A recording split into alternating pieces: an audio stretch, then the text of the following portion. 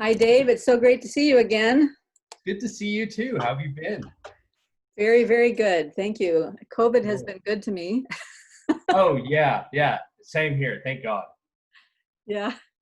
Yeah. So I've been thinking ever since I got your last email, just what an incredible story that you've been through in the last few months. And I thought it would be great if you could catch everybody up to what you've been doing. And I thought we might kick it off a little bit with what inspires you to get up in the morning. Sure, sure. That's a great question. What inspired me to get up in the morning? There's two things that I hope for in the morning, and it doesn't always happen. Sometimes I wake up and literally the first thought is like, that's not a great morning, but that happens sometimes. Um, uh, but there are two feelings that I've noticed sometimes happen in the morning that I really strive for. Um, and one is the one that I think is easy to kind of pull forth is what can I do for someone today? Is like there are certain people who I know probably are waiting on an answer from me or something that I could probably help make their job a little easier today. Or like now I have students, so a lot of times I can just quickly hop on the student chat and see if anybody has any problems, and I'll just be like, and fortunately I can kind of eagle in like eye in the sky that all the problems and say, well, I can address that right now. I can address that right now. I can't really address that right now. So there's this kind of, I usually do that around like very early. I try to do that before other people are watching these problems and stuff, so that I kind of have a plan for the day. Um, but going back to that, my inspiration, I think, in getting up is simply like, what can I do for someone today? Because it makes it so much easier to just be like, oh, that's right. Like, and if it's not a chore, if it's something that I think this is something, Peterson points out is that if you, or maybe it could be, I listen to so many different motivational speakers now. And one thing that I've heard often is to, instead of thinking of things as chores, to think of like to do things that you want to do. And so I don't really do anything that I have to do anymore. I proactively think about what I can do to help somebody, and then I go out and do that. And then usually there's some good benefit to that. Sometimes it's not, but yeah. Yeah, and then I think that links into the second thing I was going to say, which is that sometimes, rarely, I will wake up and literally the first thought in my mind is like, what can I do today? Like, what do I get to do today? It's just the day is totally open, and anything I'm going to do is going to be probably really cool. And so that happens sometimes too, and that's easy to jump out of bed for that. But I don't really know what triggers that kind of thought. That I love that because that's like every day is an adventure. Yeah. Yeah. So just for the people who didn't hear your story the first time around, could you give us a 1-minute recap of what changed you from a person who didn't used to think that way to now you're a person who does think that way? Sure, sure. So, for a long time, so my background is in physics and more specifically astrophysics and cosmology. So my advisor in grad school is a pretty serious cosmologist. His name is Dr. Mark Broadwin. And, um, you know, I distinctly remember as the semesters went, when you start to think about the edge of the universe and stuff, nihilism hits you like a ton of bricks. And I don't know if I should call it nihilism. I was never into terminology specifically, but I felt small, insignificant, and then over the years it just kind of layered on and layered on and layered on. And I think a lot of physicists feel this way too, where it's just kind of like, yeah, everything's here just because everything's here. And why am I here? I'm not entirely sure. I'll figure it out at some point. And so it was a very I didn't realize that it was meaningless, but meaningless, I think, was a very good word for it, type of way of living. And, I just, it's kind of it's the darker side of things that Jordan Peterson points out, where with, understanding some of the depths of human thought and stuff. I started to reach those kinds of like, why am I thinking this way? Why am I so dark? And I had in the past when I was in high school and stuff hit periods where I was very dark, and so it was weird to me to think that like I mean, it wasn't super weird, but it was a little odd, paradoxical that like I had the physics degree. I should be doing okay, but instead I seemed to be turning into a darker and darker and darker path. And so that was odd to me. And I remember my roommate had a philosophy degree and I had a physics degree. And so I remember at one point I sat down with him and I was like, do you feel like a philosopher? Because I don't feel like a physicist. I feel so confused and so lost and stuff. And I moved to California and all that. I'm from the Midwest. And I think I remember I stumbled on Jordan Peterson just because of the C16 stuff. I was just kind of like, I thought that was kind of just goofy and funny that people were going to try to control other people's words. That's how I felt on it. But ignoring that, I started listening to him more. My parents are psychiatrists. So, I actually grew up with the mentality of kind of like blowing off psychologists, and like they're useful to talk to. But I did not really see the utility in practicing psychology or learning psychology until I really saw the benefit of clinical psychology and being able to back up he approaches it kind of on a philosophical, religious, and psychological base. And I kind of had to grow adapted to each of those, but I really like it. And then I think I mentioned to you before, one reason that I'm a big fan of Jordan Peterson's is that I realized that he talks in metaphor and story. That's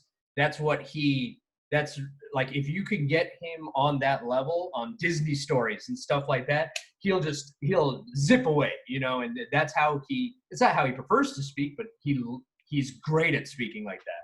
And I do think that I think like that. So it was really nice just kind of hearing like, oh, I do hear those stories a lot. I hear about the guy in shining armor, and what does shining armor mean? We see that come up so many different times, or like the armor that's built from your opponent's stuff and stuff like that. So I really gravitated towards that kind of stuff. And then, so much of what he says is so helpful. So really he helped me along. And then I mentioned in the last few months, I've been picking up on lots of other motivational speakers. I think even we had talked last time I physically saw you, we had talked about, somebody had mentioned Paul Harvey, I think. We had talked about a few motivational speakers. I don't know if I mentioned any that I had been listening to at that time, but Les Stroud is somebody that I've been listening to quite a bit. Les Stroud? Les Stroud, yeah, Lestroud. And then a few other preachers and stuff. That's a new one for me. Yeah. And then also I should say Alan Watts too. Now Alan Watts is a little Zen mumbo jumbo kind of stuff, but that's kind of my three go-tos is like Jordan Peterson for when I need to drive forward, Les Stroud for when I want to feel good and feel positive, and because Jordan Peterson's not the most positive guy. And then Alan Watts for when I just kind of want to take it easy, really. He's for a long time I did think that Zen stuff was a bunch of mumbo jumbo, but sometimes when you just hear it and you think about it, you're like, oh, I kind of get that. I could do that for half an hour. Just calm down today, So those are my three guys now. But yeah. Yeah, sorry, I kind of veered off. This happens with my students too. No, that's okay. It was all good. It was all really good. I before you get into the story of what you've been doing, I just wanted to jump in with a couple of things that I've been thinking about, because my next conversation this afternoon is going to be with Matt. You remember Matt from the meetup group, Matt Allison, who just moved back to South Dakota. Oh. And he contacted me and he said, hey, let's talk about Iris Murdoch. So I got Iris Murdoch's book because Matt is a philosopher. It's Iris Murdoch, The Sovereignty of Good. And she's very, she's almost impenetrable because I'm not a philosopher. So she's talking about a lot of people I've never heard of. But when I drill down, I come to some very interesting points that she's making. And one of the points that she's making very clearly is a lot of philosophers talk about will and choice as though that's the main thing. But she says she thinks the main thing is attention. And when I heard you saying that when you get up in the morning, you pop back and you take the eagle's eye view and you look around, what can I focus on? whose needs can I focus on today? That's an issue of attention, right? And Jordan Peterson says that attention is a higher order than intellect, a higher function than intellect, because he says that intellect arises out of attention, that attention is the first thing that I mean, when he's talking about evolution, attention comes first and then intellect grows out of that. So Iris Murdoch tells this story. She kind of sets an analogy. She's trying to explain what she means by attention and how it can change who you are. And I don't know if you've ever heard some of these motivational speakers talk about the shift. I think that's what she's talking about, is the shift. She describes a mother-in-law who dislikes her daughter-in-law. And every time she sees the daughter-in-law, she gets these thoughts in her head. Oh, she's so common. She's so gauche. You know, she has no style. And so she has all these thoughts about her daughter-in-law. But she's a very gracious woman. She behaves perfectly towards her daughter-in-law. Her daughter-in-law has no idea, theoretically, that the mother-in-law feels this way. But the mother-in-law decides, you know, that doesn't really make me a very nice person if inside my head I'm making these judgments all the time. So she makes a decision, or there's a subtle shift in her thinking, that instead of each time she sees the girl thinking, oh, she's so common, she's going to think instead, oh, she's so fresh, so naive. Or when she sees her and she's, oh, she lacks style, she has no style, she's going to think instead, oh, she's idiosyncratically unique. Okay. Just changing her perspective. Yeah. Just a shift in perspective. And what is that shift? Because it's not, she makes the argument that it's not will. Because we can't, we would like to think that we can drive our will with our reason. Yeah. Yeah. But I already kind of see what you're getting at, because I have tried to will myself to shift perspective on something. And it is very, very hard. It's almost completely unrelated. Yes. Yes. It's more this matter of, you called it the eagle's eye view. It's getting up above, right?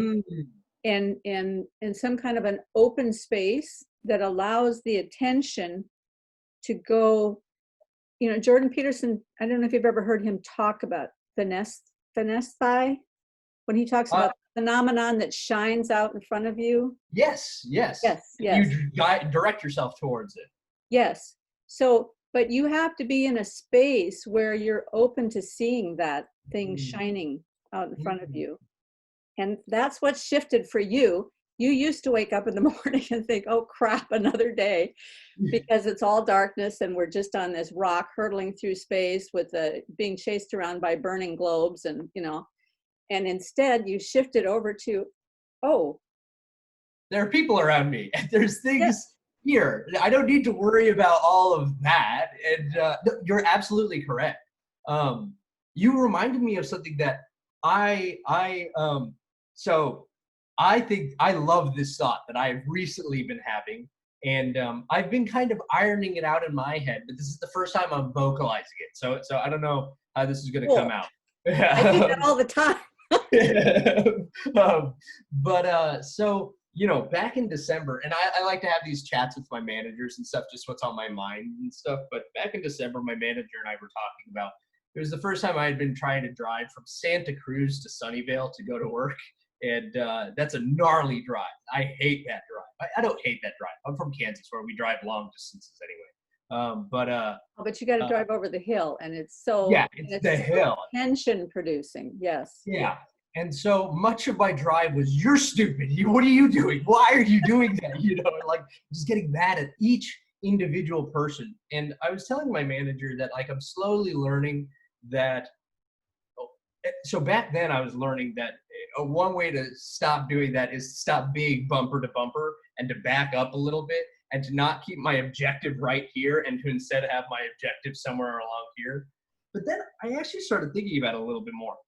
And I had such a huge shift in the way I thought about driving. And it has affected my way of driving so much. And I've tried to implement that in my way that I work with people. And I think it's really changed things a lot. So here's the way that I think about it now. There were already two mentalities that I very much knew that I had. And this is kind of, people talk about it like a left brain, right brain thing, which I don't like, because I don't like positioning parts of my, like, I understand that that does happen, but I'm a very artistic person, but I also have a physics degree. So I don't like to divide my brain into two halves. But I have noticed that if I'm in a programming mode, and I think Peterson mentions there are people out there who they're in their research lab 80 hours a week doing this. And I've found myself in that mode, but sometimes I'm not in that mode and I'm in a totally artsy mode and I'm just painting. And painting is not at all just, just constantly working. It's, oh, I had this idea. Then I go do that. Then 5 hours later, I'll have another idea and I'll go do that. So painting is a much different process. And so I always envisioned it like an eagle, where one is very much up in the air and sees a lot of different possibilities and kind of does what it feels like. And one is, I used to call it a mole. So it's digging constantly and it can only see what's right in front of it and it barely sees that, but it's really, really, really good at doing that. And so that's how I always viewed those two things. Driving made me realize that, so first off, you can't be an eagle while you're driving. You can't drift off and start thinking about other stuff while you're driving on 17 highway.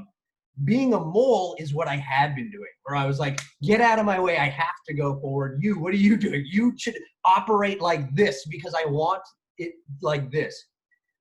I kind of developed a third option, a middle road that I'm calling the shepherd, which is I took a step back. And instead of me thinking of each person as my competitor, I instead literally try to consider like, okay, you guys are driving moderately well. I'm going to try to flock together with you. And I'm going to make sure you guys can move forward. And it's such a weird concept where I'm not even considering my position in the road. I'm literally, and like, I'm not making sure everybody can move forward. There's sometimes people who are straggling behind. And I had to say, like, sorry, man, you're just not keeping up with the flock. And it kind of just seems weird, but it moves everything forward and nicely. And I'm calm and I'm thinking about normal things the entire drive there. And I feel good. And, it's just a weird way of thinking about things. And like I said, I've extended that beyond driving. It would be a shame to only have that for driving. But so I really like this third mentality. And I like having all three, where sometimes I'm a programmer and I'm just a mole. And they say, hey, Dave, go do this. And sometimes I have to just plug off my internet, say, nobody talk to me. I have to program for like 3 hours and then I'll talk to you guys. Sometimes I'm an eagle where it's like, we don't know what we're doing now. Somebody needs to come up with a solution. And I'll just say like, I'll talk to you guys when I have a solution. I have no idea what it could be, but I'll be up there. I'll be thinking about it. And then sometimes I got to be a shepherd where it's like, people need me right now. And I'm trying to figure out when to be which, but it's actually kind of obvious. A lot of times when I'm frustrated, it's like, let's try to be a shepherd. Let's try to focus on the people around you and move forward. So those are my three things that I've been mulling around the last few months: is the eagle, the shepherd, and the mole. I love that. I love that framework. When are you writing your book? Yeah, right. I would love to do that. Just 3 chapters. Yeah, well, yeah, you could probably make it 5 chapters. You have to have an intro, tell people what you're going to talk about, and then you have to have a conclusion. Yeah. I've always been very weird about reading and writing. This is a kind of side note, but when it comes to reading, I very much am put off by it. I think I may have mentioned that to you before, but like, I don't think I've ever even owned a bookshelf, but I write a ton. All the books you see in the room are things that I write in. So I'm happy to write many chapters, but every time I try to think of somebody reading something that I would write, I always condense it down. I couldn't imagine 5 chapters or more to ask somebody to read. But anyway, sorry, that's an aside. I got completely distracted. Well, and who knows, maybe that's the new move on books, people have less and less time, so maybe books need to be shorter and shorter. Maybe, Plus, yeah. plus you told the whole story there in 3 minutes, so True. it would be fun to flesh it out a little bit, because I've been thinking a lot about that space that's between the two. Because I spent some time a few months back reading Ian McGilchrist's book, The Master and His Emissary. I don't know if I ever talked with you about that before. Yeah, we've definitely talked about that. Yeah, and so McGilchrist's idea was that the brain has been actually evolving in historical time much more towards the programmer mode, much more towards the mole mode, much more towards the mode of getting in this burrow and constructing one thing after another into smaller and smaller bits, and that side of the brain, that left hemisphere of the brain, has become dominant. But that the initial, he doesn't say intention, but initially, when the right hemisphere had more dominance, the idea is that the right hemisphere gathers information from outside the brain and chooses which information to transfer to the left hemisphere. So in essence, the right hemisphere is showing where the focus should be and handing it off to the left hemisphere. And the left hemisphere takes that and constructs something out of it. Interesting. Okay. So, but if you just leave it in the left hemisphere, then you just get this more and more and more driven down into the little bits and pieces, right? Yep. Physicists love to do that. Let's get all the way down to the quantum particles, but then what do you do, right? And programmers, I just want to say this too, because I see this all the time in Walmart. Programmers are constantly making programs that somebody else already made. They just want to make it better. And it's like, this is useless. You wasted a lot of time doing this, and you're going to use it only one other time. And we call it a builder's high, because it's like all you're doing is chasing that feeling of building something. It's not actually going to be used or anything. You're just putting together something viciously, but yeah. Yeah. But real thought takes place when, after it's been handed off to the left hemisphere, the new construction comes back into this open space and kind of utilizes both perspectives.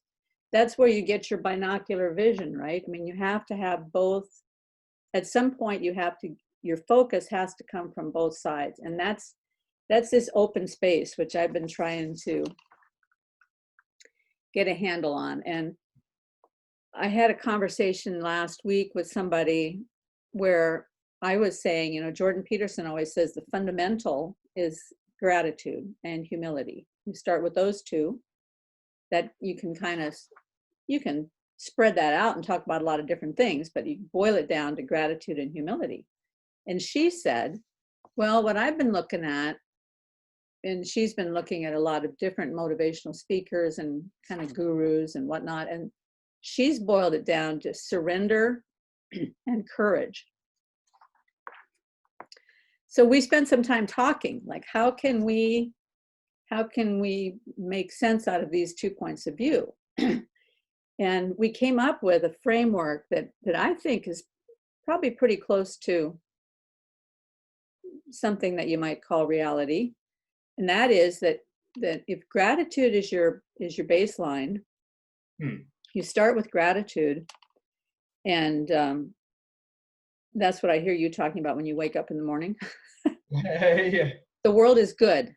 Yeah. And Jordan Peterson always talks about that. To accept the world as being good changes your whole point. Absolutely. Yeah, that's key to my new understanding. I'll say it really quickly. It's so unfortunate that everybody with there is really bad stuff happening right now all over the place. And all of my friends, the messages are constantly just, it sucks, the world is terrible. And I even hear my friends saying, life is awesome for me, but the world is terrible. And it's such a weird kind of backwards way of thinking where it's like, look, the world is great. Just make life good for other people. Stop. Like I don't know. I get kind of frustrated with it. Just because it goes against this idea of like, if you want things to look better, you got to first appreciate what the world is. And then two, your life is not part of this equation. Like you should not be talking about your life in the midst of how bad the world is or how good the world is. I don't know. Sorry, but go on. Oh no, that totally makes sense. It fits right in. So you start with gratitude, and in order to have gratitude, in order to even think about gratitude, you have to be thinking, well, I'm grateful to something or somebody. There must be something outside me that I'm grateful to. I mean, otherwise, where's this gratitude coming from? And when I have that sense, then I realize, oh, there's something much bigger than me. So then that gives me humility. And that humility changes the way I look at the whole world, because if I'm not the one that's in charge, you know, if I'm not powerful and all powerful and I can make the world in my own image, then there must be some other reality or truth out there that I want to line up with. Right. Right? So when I come to that place where I want to line up with that other truth out of my humility, then that brings me to a place of surrender. Okay, then. But the place of surrender is, well, what do you want me to do? What should I be doing? And in order to do that, I need courage. And that also comes from outside. So it goes gratitude, humility, surrender, and then courage and direction come from outside. And then you move out into a courageous life of action. So I think that's a pretty good framework to live from. Yeah, yeah, I like that too. I do like whenever the concept of surrender comes up, or any idea of like giving yourself over to the people, to in a reasonable way, giving yourself up or over. I find that concept really fascinating because it's a kind of, I mean, it's like the concept of just believe it works and just give yourself up and hope for the best kind of thing. So it's an interesting concept. So anytime it works into pipelines, I really like to think about that. But what you said is totally true, where you've already admitted what you're grateful to. And I think that's a huge step to it. That goes back to the physics thing, is that if you're a pure physicist, you're going to be grateful to the sun, or to like a star system, or to like intermolecular dust or something like that. And it's not that helpful. But if you could really lay out some people that you're grateful to some concepts that you're grateful to, you could actually point out, like, I'm grateful to my parents for being able to provide for all of these things. I'm grateful to my friends and society for being so understanding of the different phases that I've gone through for my life. And so if you could really say specific things you're grateful for, you start to open up that ability to know, this is what I need to align myself to. This is the thing that is important to me. And in physics, I used to joke that physics does not train me to be a good ethics person. Like, I'm not good at answering ethics questions because I'm a physicist. But like, physics doesn't train you to do a lot of things, and it kind of makes it seem like as if physics, I don't even know how it ended up like that, where like physics was the end all kind of option. But yeah, physics is just mathematical philosophy, I think. And it's a very narrow strip of mathematical philosophy. It's observational mathematical philosophy.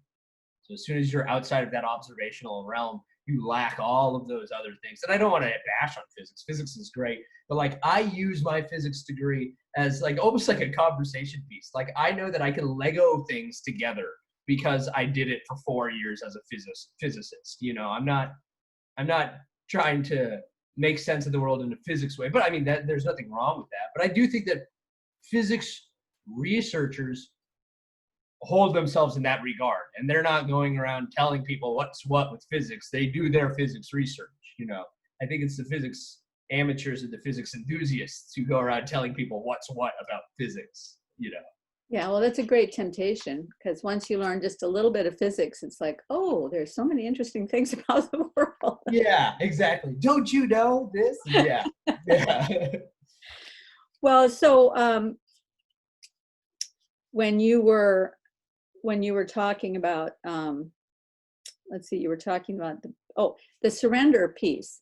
Yes, I think, now she was the one that used the word surrender. I think Jordan Peterson would use the word recognize that you need to sacrifice something in the now I see.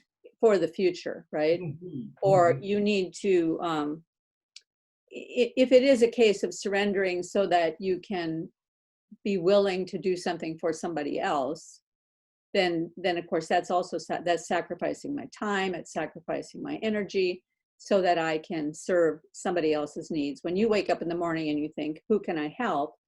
There's an element of sacrifice in that. There's an element of surrender in that, but it's not martyrdom. Oh me, oh my, I'm, Mm, I'm mm. giving up myself. It's oh, Voluntary surrender. it's more like I get this opportunity to do this thing, right? It's Yep, not obligation, it's freedom. yep, It's yep. not it's not a resolution, I will do this thing. It's an obedience that arises out of your alignment with the truth, right? Yeah. And I will say, so, I think that's a very important thing. And I kind of mentioned that a little bit before, but I think that's so important, which is that people are impressed with all the things that I do and stuff. But everything I do is something I want to do. I'm not, at no point does my arm feel bent into doing something I don't want to do.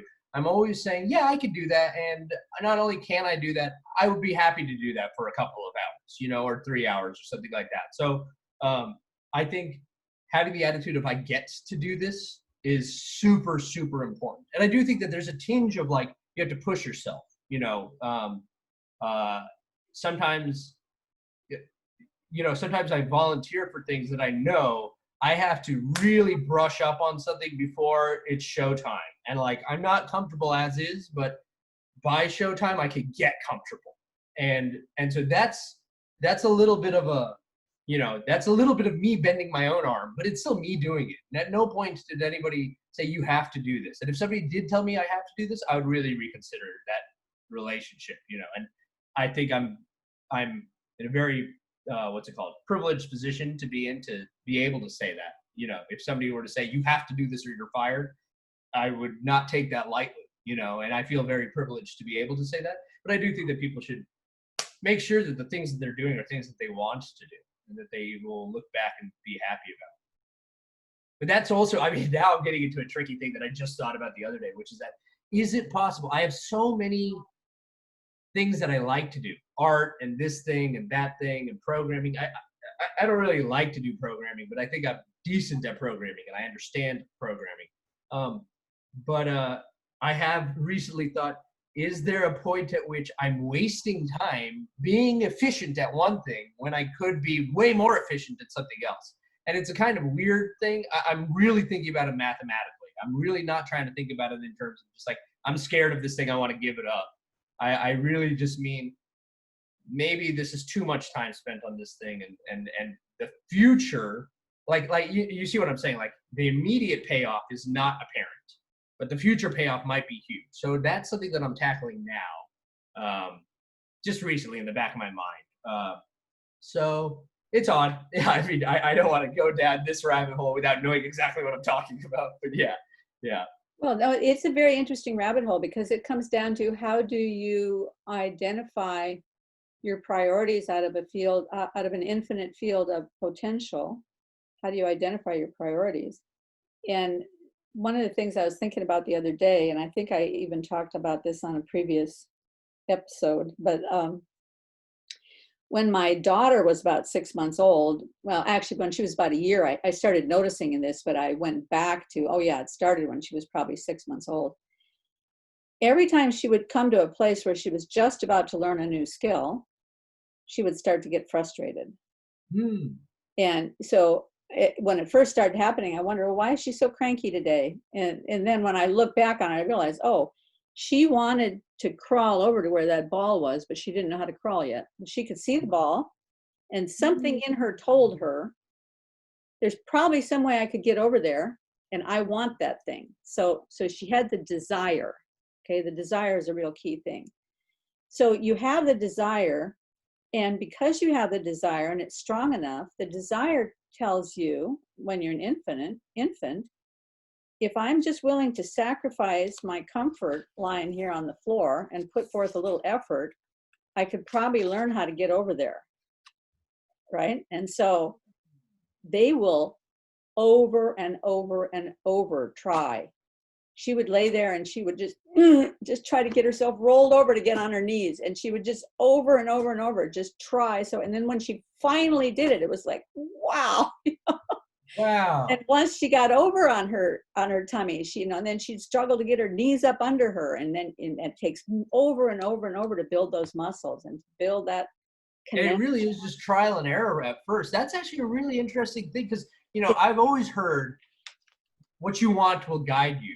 But I love looking at little babies and little kids and really thinking about it from that light. And that's actually really great because you're totally right. At a certain point, a baby crawls because it wanted something, and that desire made it really push through all of those silly, weird moments. Yes. Yeah. Repeated failure, repeated difficulty, repeated challenge, repeated obstacles. But then the good thing is, once you get the skill, now you can have anything you want, not just that thing that's in that corner. You can have this thing that's in the other corner, right? And so the desire triggers the impulse to learn the new skill. And then once you get the new skill, you're at a new level, then you can get an even higher achievement, because then she saw something that was up on a higher shelf. Well, if I could stand up and walk, I could reach that thing on the higher shelf. Right, right. And then before she learned to talk, it was the same thing, you know, trying desperately, many different phrases, trying to come up with something that said something to somebody. Yeah. Well, and see, you just hit on something that I try to tell my students too, which is that especially in COVID time, so a lot of the things I tell my students is all about COVID stuff. That's the COVID situation has changed so much of my perspective on like what I'm going to be doing for the next year or so. But one of the things that I try to tell my students is that, you know, if you're ever concerned about what you should be doing, try to do something that like will lay a foundation so that the next thing that you do will build on top of that first thing that you do. So I've been painting recently, and every single painting that I do incorporates things that I figured out in the last painting that I did. And I try to just make sure that I'm always doing that. And so it's been a really cool little journey. But like, and that's a super easy example. Fortunately, I teach a class that's for professionals. So every week we're learning something that builds on the last thing.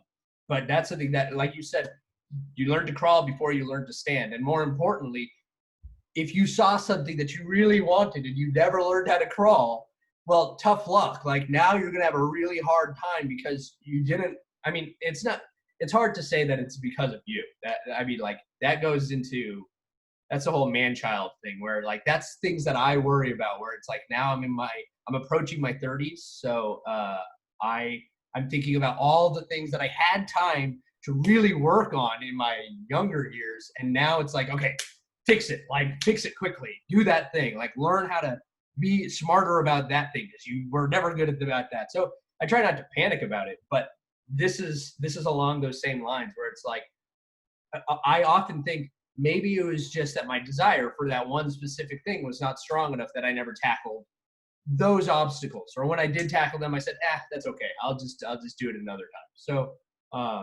that's a super interesting concept that I've seen quite a bit recently. Well, I've been trying to figure out what is it that we lose when we go from childhood into adulthood, that we lose that willingness to struggle and fail. And you know, I don't know that it's just fear. It's somebody mentioned the other day that it might be rejection. Well, so I was going to say this, and I don't mean to cut you off, but I actually have a really strong argument for what I think this is. I'm looking for answers. You're not cutting me off. So it's funny because I remember when I first learned machine learning, so AI and stuff, in the back of my mind, I thought, wait a minute, is this tied to like perpetual rejection, like in people, in humans? And I was thinking about that. And then I heard it again from Peterson, and then I heard it again from other people. And so here's what I think is happening. Statistically, if you get a bunch of samples, that the first samples you get are all the same result, this is like we call it the, first impressions last kind of thought. If your first sample set is a bunch of no's or a bunch of yeses, that's basically it. In machine learning, in normal statistics, that first sample set is actually much more significant than, like, if your first 5 all say no, that 6th yes, even if the 7th is a yes, even if the 8th is a yes, even if the 9th is a yes, all of that is less significant than those first 5 because you've already built up your model. And so it depends on the chronology of your samples. If you just get slammed with a bunch of no's, first impressions count. And it'll take you a long, long, long time to get over that. And that's just a statistical reality. Like, if you were to somehow shuffle the time in which you got these responses, then you would see a normal kind of statistic curve where it's like, oh, you got some yeses, you got some no's. But if you take into consideration the time in which this is doing and an advancing model where it's like, all right, well, that's 100% no's. That's still 100% no's. That's still 100% no's. And then on the 4th time, you get 25% yeses. Your statistical model is screwed. It's so far off the ball game. You need a 8th, 9th try before you're going to get a correct statistical model. So this is something that I remember way back in the day. I was thinking, oh gosh, if this is how machine learning is done, I hope that it gets the chance to try the model a few times and not just do it one run, because if it just has one run, one life, it's going to come up with its specific model, and it might not come up with the right model.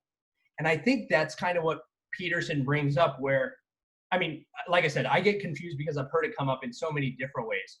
But the idea is that if you're constantly rejected, and it could be your fault, Peterson mentions, like, if you think that she didn't like you and he didn't like you and that friend didn't do that, and that teacher hated you and that person hated you, it's probably you. Something about you is making everybody turn away from you. So maybe it's on you, maybe it's not, but all these rejections, that messes with the model, that you don't get a correct view of the world. And this goes into, I like Peterson's metaphor about the trash. If the trash is in your way, I can't remember exactly his entire thing. You've read his works before, so I think you've actually talked about this, but the concept of the trash bin when it's sitting in your way is so much more important than the trash bin being a trash bin because it's in your way. And so in this case, you could see it as a bunch of no's and maybe there's going to be a yes, or you could see it as the world has shut off from you and you have the statistical knowledge to back that up, and there's no reason to try to knock on that door anymore. So that's what I think is happening when you get a ton of rejections at the beginning in any endeavor. Well, that ties back into this idea I mentioned earlier, this idea of the shift. Mm-hmm. I think it was Jim Detmer I was listening to talk about this, and I can't remember who he was talking to. Was he talking to Lex Friedman?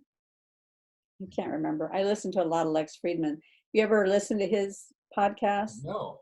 He's an MIT professor, machine learning, AI kind of guy, and he does lots and lots of interviews with machine learning, computer science people, physicists. His interviews are fantastic.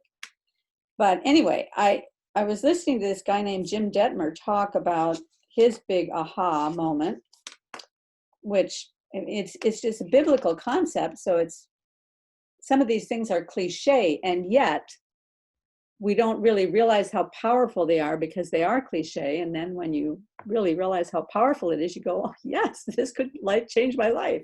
Mm-hmm. The idea is that when an obstacle comes in your path, or an anomaly, or some terrible thing happens to you, or even some small irritation, some car on the road, you have a choice. You can go, who is that guy? Or why did he do that to me? Or why is this happening to me? Or life sucks. Or, that's one choice. Mm-hmm. Or your other choice is there something I need to learn? And if you just make that shift, right, maybe there's something I need to learn here. Yeah, like this was negative. I feel negative about it, and my body is reacting appropriately to this negative event. Why? Like, how can I avoid it? That's one of the things that I actually think I should try out Peterson's past authoring, future authoring stuff, Hmm. just to get myself together. You know, I don't know if there's anything in particular that I need to straighten out, but you know, I love the idea of like, this was negative. This was negative. I hope it never happens again. What can I learn from it? Maybe I didn't go wrong necessarily, but what can I avoid so that it'll never ever happen again? Because that was painful. Yeah, well, and then I think with the future authoring, you also get a picture of what is it you're heading for, Mm-hmm. which is Yeah, that's right. They're that's both a very hard different. one for me because I'm not at all good at, well, first of all, I'm not good at figuring out who I am. Mm. So to try to figure out who I want to be is like that's a nest of snakes for sure. Um, well, I know that you're a busy working man, so you probably don't have all the time in the world. And I do want you to tell me what you've been doing the last few months because I know it's very exciting. Yeah, yeah. So basically, the COVID stuff started up, and you know, we got. I work for a large Silicon Valley company. I work for their online side. And when the orders came down that we would be working from home, I I got very bummed out because I'm not super new to California, but I don't get out too often. I don't know too many people outside of work and outside of like meetup and stuff like that. So when I heard that everybody was going to be shutting in their houses, I knew this was probably going to be a rough period for me, shutting up in my parents' attic effectively. You know, it wasn't an attic, it was a nice room, but I decided I was going to try to think about some cool things that I could do. And I think that there's kind of three fronts that I've really just been pushing for. Um, One is I moved apartments. This is now my own nice apartment, and I really like it. This goes to something that, so this is a neat little, I think it's a Van Gogh. It looks like a Van Gogh, and it reminds me of Santa Cruz, where I moved from. And so, um, Something but is in the back of my mind. I think that might be a Whistler. see, and you know, I'm not entirely sure. So I'll say that the if when you're looking at it from the side, it definitely looks like a Van Gogh kind of style, Yes, but I don't recognize such dark blues and stuff in Van Gogh. And I'm not a big Van Gogh fan. I think it's a Whistler painting of maybe Whistler's the wrong name, but it's one of those guys. But I have been with my apartment, you know, I took Jordan Peterson's make your room idea and I really went nuts with it. I have my own full apartment and it's a nice big apartment and stuff too. I got a nice deal. And so I have just been going nuts with this. This room is kind of I mean, this is my bedroom, but this is also kind of my creation studio and stuff. And so with this, I've been able to really venture into like that eagle mentality whenever I'm in this room. I've been doing some paintings. I'll show one off really quickly. Um, so this is I'm on my third one right now. I've been doing paintings of dogs and stuff. Oh, I love it. I have not done paintings before, so this is the second one. And Uh, like I said before, I learned a bunch on my first one, and then I was like, okay, there's my base. I'm gonna be better for my second one, and the third one's gonna be way cooler. Um, but that all came from the apartment. I attribute that entirely to me having a new apartment and me making it my own. You know, I take each space and I dedicate that space to what that should be. So that's clean your room to an extreme, where each room I'm doing that with. So that was one project I did. Another thing is that I pitched to some of my higher ups at the company some really cool things that I'm trying to skirt around my company name. Some really cool things that we could be doing for our customers and stuff like that. And those have been escalating. And so our team's work, the team that I represent, we have been doing phenomenal work. And I attribute that not entirely, it's not me, but I appreciate my own shepherd mentality in that sense, where my team is about 15 people or so like that. It's not a huge team, but it's a relatively large team for, you know, we focus on a very specific aspect and we're trying to grow and grow and grow so that, but I guess I can say this. So I operate with the trust and safety people. So we monitor the offensive content and stuff like that on our website, and we try to make sure that it's safe for everybody. And so we're trying to make our team grow, and I'm so proud of my team, what we've been doing in this COVID time, because there's two things. One, it's really hard to maintain a positive motivational attitude about like, yes, I got to do work even though I'm not seeing any of my coworkers and stuff like that.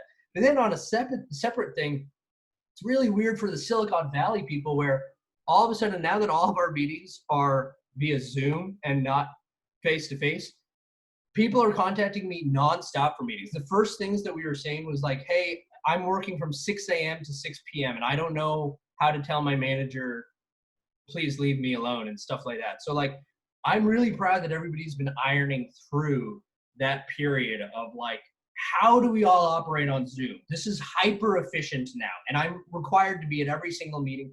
And now we've kind of calmed down and we're outputting a ton of stuff. So that's my second front that I'm really proud of my team. And we've just been doing a ton of work. And then lastly, I decided, since I probably will have a little bit more freedom with my time, I'm not going to be physically required to be anywhere. And there are going to be groups of people who have literally nothing to do but want to be doing something during COVID. They want to be better during COVID. So I had previously had an opportunity that I had turned down to instruct for a Berkeley boot camp course. And so I called them back up and I said, hey, I know that we're all shut down and stuff, but if you guys have any remote positions open of the thing that I had turned down a few months ago, I would be happy to sign up for one of your sessions during this COVID time. So my session ends in November, and then I might sign up for a second session. In my mind, it really depends on the COVID season. So this is totally, if people want to learn, and so what I teach is data analytics. So we cover like 10 to 15 different programs and stuff. Very, very intensive course for people. All my students are super brave for taking that course. Every week I look at the material and I'm like, oh my gosh, how could these guys learn all this? But they do learn it, and I teach it, and it's really fun. It's really cool, yeah. So that's basically what I've been doing, and I think we just finished our 9th week of that course. Yeah. When you teach, is it something that you have already integrated, or do you have to kind of learn it again in order to teach it? A lot of times I have to learn it again a little bit. And so I've let my managers know that, expect a little bit of delays occasionally where I'm like, oh gosh, I have to suddenly learn this. But, I've always been I think it's very important to make sure that your work does not interfere with your other work. Otherwise, you're not really handling your work correctly. So everybody's been really good about making it work out. And the Berkeley people are very, very understanding, which has been really nice. If I have a conflict and stuff, I have a huge staff support on the Berkeley side that's like, hey guys, I don't have access to this. Can somebody get it to me some other way? And then 5-6 people will just jump on and help me. So it's really cool how much support I'm getting. And I think that I don't know if Peterson mentions this, but I mean, this kind of comes, I think, with the territory where I do think that if you find something you're good at and you voluntarily take on those actions to help other people, and you really are, my motivation is the other people. Berkeley does not pay me great, and I'm not motivated by my check. I don't even know when they pay me. If they didn't pay me, I would have absolutely no clue. But what I am motivated by is, okay, this student needs help. This guy, it's been 2 days since I've heard anything about their problem. So let me check up on that stuff. And so that stuff motivates me quite a bit.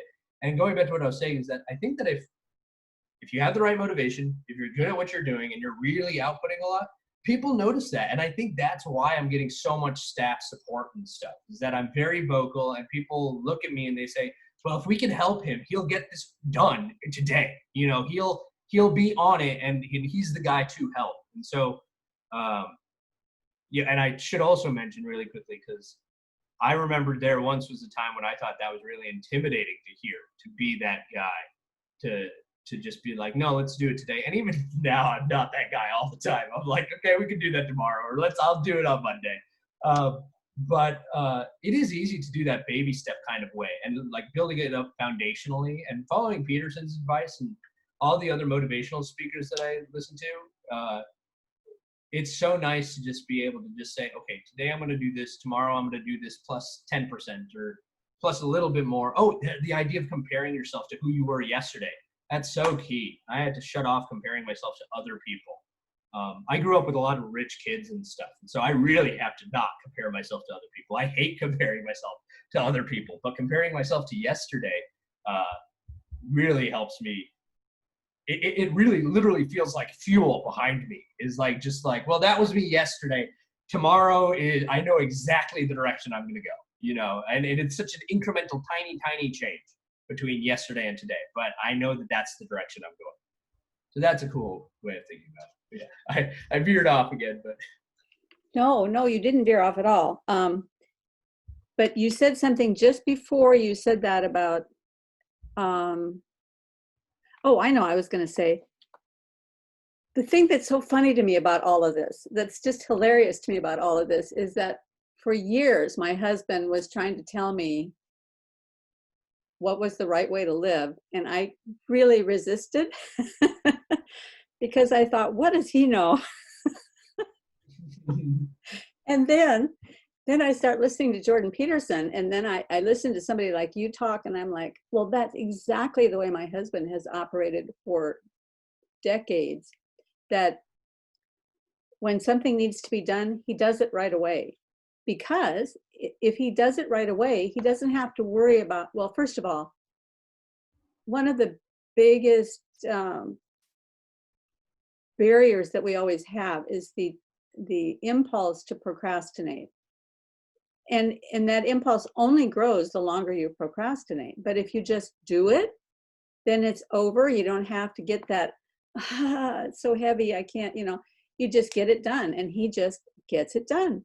And he used to tell me years ago, if you have a project, just break it up into small pieces and do a piece at a time, and then you can check it off. I got something accomplished. If you when you start at a new company, pick something you can do quickly and get it off your plate right away so that you can show them that you're an actor, you can get things done. that's a great idea. Oh yeah. So he's told me so many smart things, and about how to stay fit. The way that you stay fit is that you treat yourself like a rubber band. You stretch yourself as far as you can stretch yourself until you just can't bear it one more instant. And then the next time it'll be easier to stretch it, right? Yeah. And I'm like, what does he know? And then, of course, the HIIT comes in, and it's what everybody's doing. It's like, he told me that 20 years ago. Yeah. It's crazy how some people just like kind of have it built into them. I had my roommate that I had talked about before. One thing that I always admired about him was, and I even remember there was a moment that I made fun of him. And I thought it was a hilarious joke, but looking back, it's so funny that he was that wise to think about it before. It was me, him, and a friend, and she just mentioned that she was like, I love how you always have your bed made. And he just nonchalantly said it has to be made. And I very quickly was like, why does it have to be made? I'm not forcing you to make it. You and I are the only people who live here. Like, it doesn't have to be made. You can not, my bed's not made. Did you know that? And so I made a joke about that. But like the foresight, and he's one of those guys who, if the trash smells bad, get it out, take it out. He'll take it out right then and there as soon as he gets a whiff of it smelling bad. And that's the thing I had to learn over a long time of just procrastination's there. It's not that Dylan's really good at beating procrastination. It's just that his instinct is, let me tackle that. I'm going to do that right now. Well, another thing that I realized about myself is when Peterson was talking about aligning with reality rather than trying to get reality to align to you, right? I mean, so this morning I get a daily email from a guy by the name of Henry Cloud, who wrote a very good book called Boundaries, where he's talking about how important it is for individuals to have appropriate boundaries in relationship. And I'm big on boundaries of all kinds because that fascinates me in physics, about how everything has to have a boundary, Mm-hmm. and and so that drills down through my whole channel on the meaning code. I have lots of conversations about different kinds of boundaries and barriers and walls. And interesting. I'll say this super quickly. That's the thing I'm fascinated by on an anthropological side. Like the boundary that I've always envisioned how I view where I end in my room, and how, like, for instance, my old roommate, I think we have a difference in where my body and my thoughts and when I consider myself kind of extends to. But anyway, sorry, go on. I just wanted to say that I also find boundary fascinating. well, let's have a talk about that next time, because that would Sure. be a really fun conversation topic. Yeah. But what I was going to say, that the email I got today from Henry Cloud says this: the fool tries to adjust the truth so that he does not have to adjust to it. And I'm reading that and I'm thinking, oh, there's so many ways that I am still a fool. Because one of the things that I think I shared before, that I used to struggle a lot with food addiction. And so then I lost a bunch of weight, and I got to a place where it didn't bother me anymore. And I was totally at peace with food. Everything was fine. And I changed the way I ate. So I don't eat sugar. I don't eat flour. I don't eat bread. I don't eat pasta.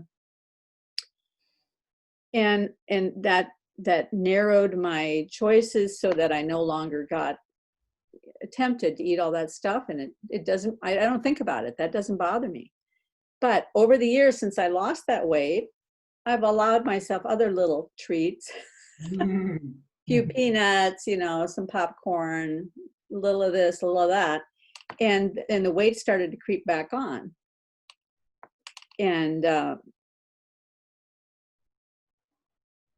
it's like I drive right through it.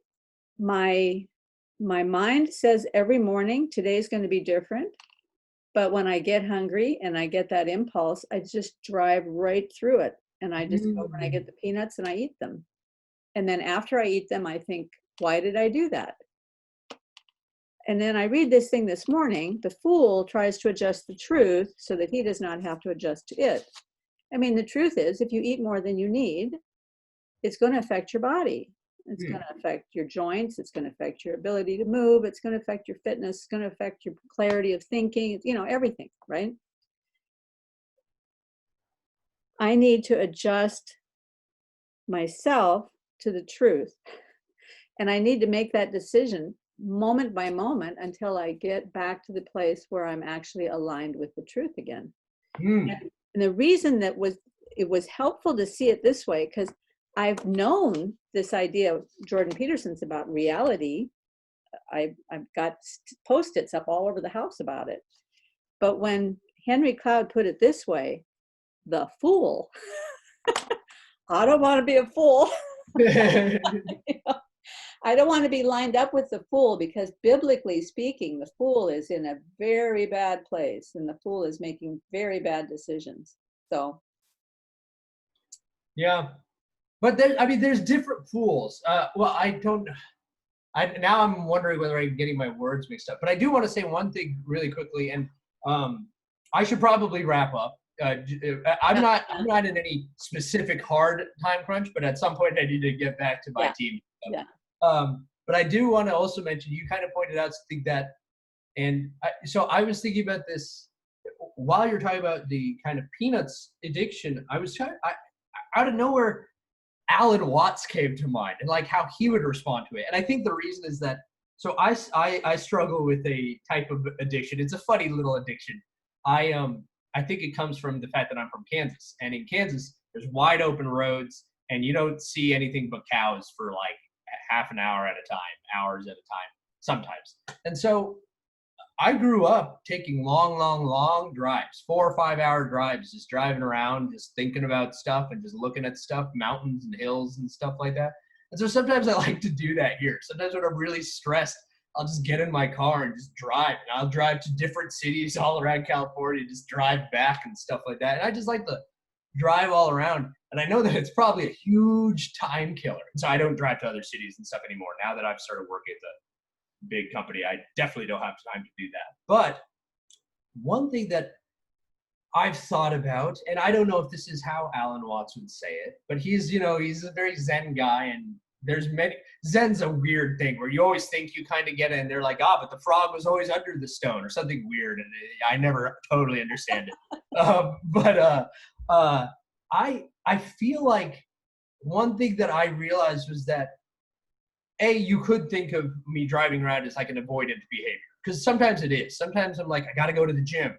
This is my second hour of driving around. I should go to the gym. You know, like I'm stuck in driving. But sometimes I just like driving. So sometimes you just want to indulge on peanuts. That's, I think, how Alan Watts would kind of say it, is that one truth is that you enjoy peanuts, or I enjoy driving. And so sometimes as I'm heading out the door and I say to myself, am I about to just drive for hours on end? I tell myself, I need to indulge, but this is me indulging right now. I can't drive for hours on end, come back, play video games for hours on end and stuff like that. This is me indulging right now. And more importantly, what I think Alan Watts would say if you wanted to change that or something like that is recognizing that this is you having fun. Find something that you're having more fun doing. So like find something that you're happier about than driving around or than peanuts. And so I don't know exactly how to drill in on that. He has such a lackadaisical way of being that it almost makes it seem like anything you do is okay. But that's also why I teeter on Les Brown for when I just need a positive boost and just, you got to go. One quote I'll just say from Les Brown that I really like that it comes to my mind is he talks about when you were a baby learning to walk and your mother would watch you running into stuff. And he said, your mom didn't just watch you running into tables and said, what are you doing? Cut it out. You'll never figure it out. You know, she said, keep trying. You'll get it eventually. You might suck at it right now, but just keep going. Like, and he emphasizes things like that you need people in your life who are going to be there to say like, dude, it's cool. Don't worry about it. You don't need that. Just keep going. And you need other people who will hammer on you and stuff like that. So I like people like that who are just, you know, Peterson's a very practical guy. This is how you could address what's wrong with you. This is how you can look at what's wrong with you. Les Brown is you're good. Just work on yourself, get these people around you and move forward. And Alan Watts is like everything's okay. Everything's just a buzzing around you and you don't need to worry so much. So sometimes I just listen to Alan Watts. And one thing that's nice I've also noticed is that I think now that I've elevated the things that I worry about, the things that I get nervous about and stuff, are responding to my team and responding to students and stuff like that. And every once in a while I think, and I'm like, I'm not about to get evicted or anything like that. And so I know that's, again, a privilege thing, but I think that's based on my actions. You know, like I'm handling things immediately. And the things that I worry about are things that I don't actually need to worry about. If I put it off for an hour, really nobody's going to be that mad. My managers have even told me like, dude, chill out. Like sometimes I think you're stressed out because you don't get back to me, and it's all right. You don't need to immediately respond to me. And so it's like, yeah, that's right. Like the things that I worry myself about right now, and it's because of the way I've elevated my actions and the things that I try to focus on. I'm not going to die. I'm not going to starve to death all of a sudden. Even if I didn't have any food in my fridge and I had to go buy food, I could do that tomorrow. I could literally wait until tomorrow to do that. It's totally cool. Like sometimes I just stress way out and about little things. But yeah. I mean, you're a very high energy person, so I can understand how that might happen. Yeah. There's one thing I want to throw in here that's a positive thing to end on, that's related back to when you were talking about the perpetual rejection idea, because I think that's a really important idea. There's an old movie. I'm going to see if I can find the movie, because I can't remember the name of it, but it's about a guy who had very serious handicaps. I think maybe he had cerebral palsy, and so he had a hard time walking. He didn't talk very well. His face was kind of all twisted up. But he decided he wanted to be a salesman. So he became a door-to-door salesman for Watkins. This is actually a true story. And Watkins is like home products, kind of like different kinds of kitchen products that you might sell. And he would go up to doors and they wouldn't even open the door to him, or if they did open the door, they'd close the door immediately because they'd just take one look at him and they would think, oh, he's a beggar, or oh, he's, you know, a little bit off. And he ended up being the highest grossing salesman of all time for Watkins, because his mindset was, it takes 250 no's to get a yes.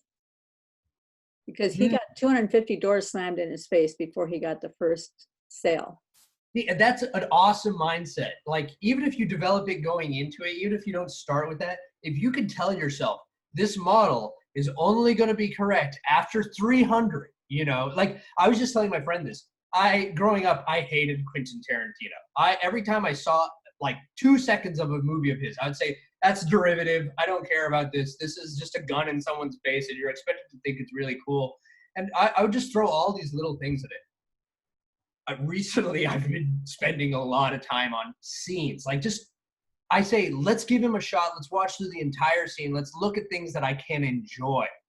And when I'm really looking at everything and trying to take in as much as I can, now I get it. Now I see why he is just so committed to his work. He's been doing this for decades. He wants to bring back that kind of old Western kind of mentality, and he's doing it. He's the decadence of his type of movie. And so all of a sudden, all that came rushing back to me. And going back to what you said is that if I had just told myself, well, this model is only filled with negatives, all I see is negative, negative, negative, negative, negative, this guy is 100% negative, that could have been where it ended. But a really nice way of thinking about it is, this model is not big enough yet. I do not have enough data in this yet. I need 201 observations before I say this is set. I love that way of thinking. Yeah, well, it's been great talking to you. Next time we're going to tackle boundaries. Absolutely. Yeah, that's both really relational boundaries and in terms of physics, because I think Sure. it's a really big question. Sure, absolutely. Sounds good. Right. Thanks. Cool. I'll send you a copy of this. Awesome. Sounds great. Okay. Thanks for chatting. Yeah. All right. Okay.